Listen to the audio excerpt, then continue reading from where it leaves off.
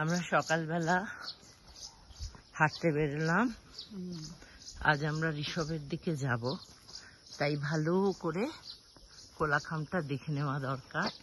এখানে একটা সুন্দর নতুন ইয়ে হচ্ছে,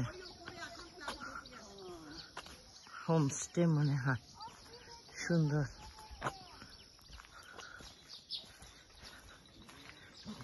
ছোট ছোট অনেক হোমস্টে।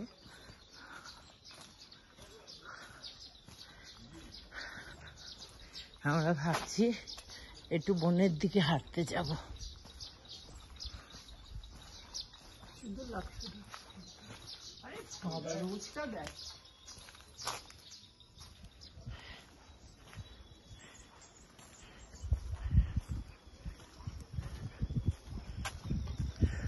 আকাশে মেঘ, মনে হচ্ছে বৃষ্টি পড়বে। আর এই হলো সামনে ফরেস্ট।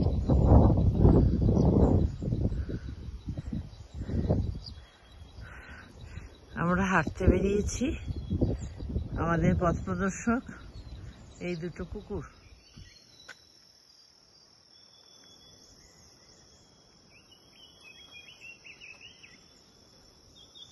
এখানে পুরো পাখির ডাকে ঘুমিয়ে ওঠে, পাখির ডাকে জেগে, তাই না বল? ওই পাখিগুলো যে কোথাও, ওই দেখ ওপরে একটা বিহাইভ। হ্যাঁ, একটা বিহাইভ একদম পরিষ্কার দেখছি।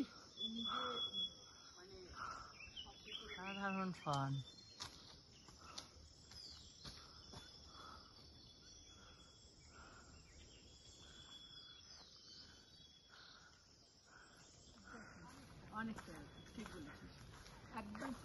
দুপাশে পাইন গাছ,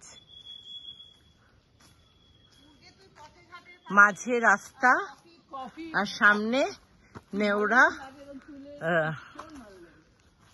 ভ্যালি না নেওড়া অভয়ারণ্য। এই সামনেই Neora valley forest camp.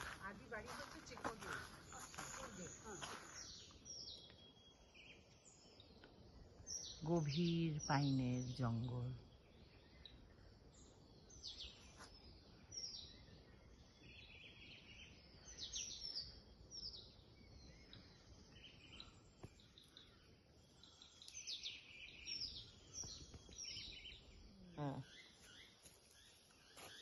Gloves আর গার্বেজ ব্যাগ ক্যারি করবো, ফটোগ্রাফিও চলবে।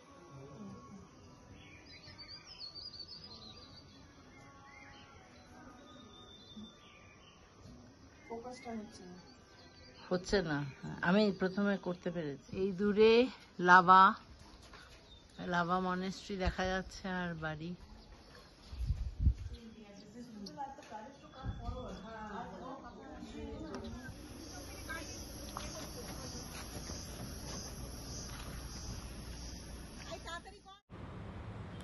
আমরা লাভার উপর দিয়ে যাচ্ছি, এই ছোট্ট শহর লাভা।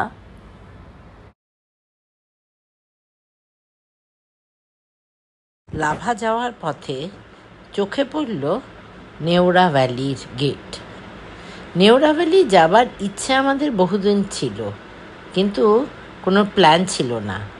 একেবারে হঠাৎ করেই আমরা এই সিদ্ধান্ত নিয়ে নিলাম যে আমরা নেওড়া ভ্যালিতে যাব।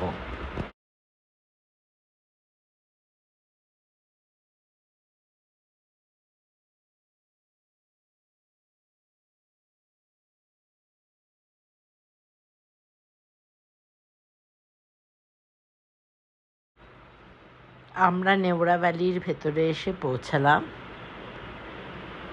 রাস্তা একটু এবড়ো খেবড়ো, আমাদের জিপ ওই এবড়ো খেবড়ো রাস্তার ভেতরে এদিক ওদিক আমাদের দোলাতে দোলাতে চলবে। গভীর বনের ভেতর দিয়ে যাচ্ছি। সবুজ ফার্নের বড় বড় গাছ, তারা যেন একেবারে ডানা মেলে রাস্তাকে ঢেকে রেখেছে।